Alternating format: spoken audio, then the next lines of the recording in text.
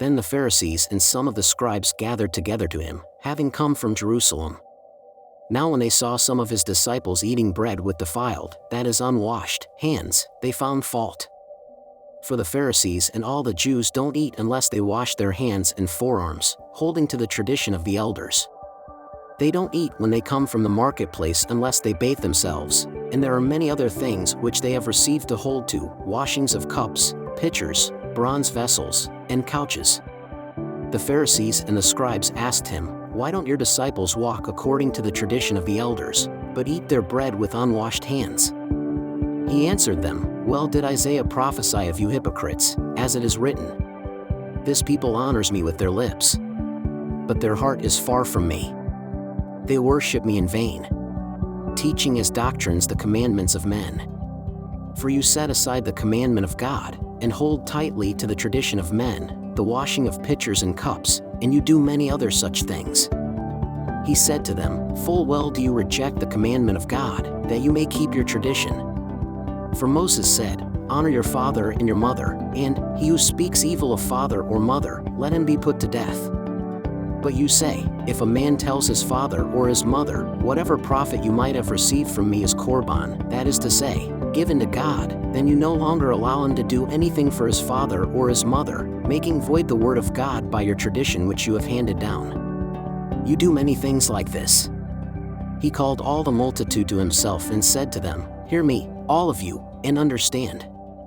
There is nothing from outside of the man that going into him can defile him, but the things which proceed out of the man are those that defile the man. If anyone has ears to hear, let him hear."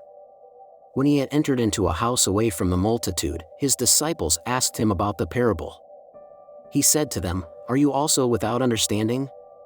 Don't you perceive that whatever goes into the man from outside can't defile him, because it doesn't go into his heart, but into his stomach, then into the latrine, making all foods clean? He said, that which proceeds out of the man, that defile the man. For from within, out of the hearts of men, proceed evil thoughts, adulteries, sexual sins, murders, thefts, covetings, wickedness, deceit, lustful desires, an evil eye, blasphemy, pride, and foolishness. All these evil things come from within and defile the man. From there he arose and went away into the borders of Tyre and Sidon. He entered into a house and didn't want anyone to know it, but he couldn't escape notice. For a woman whose little daughter had an unclean spirit, having heard of him, came and fell down at his feet. Now the woman was a Greek, a Syrophoenician by race. She begged him that he would cast the demon out of her daughter. But Jesus said to her, "Let the children be filled first, for it is not appropriate to take the children's bread and throw it to the dogs." But she answered him, "Yes, Lord. Yet even the dogs under the table eat the children's crumbs." He said to her, "For this saying, go your way. The demon has gone out of your daughter." She went away to her house, and found the child having been laid on the bed, with the demon gone out. Again he departed from the borders of Tyre and Sidon, and came to the Sea of Galilee through the middle of the region of Decapolis. They brought to him one who was deaf and had an impediment in his speech. They begged him to lay his hand on him.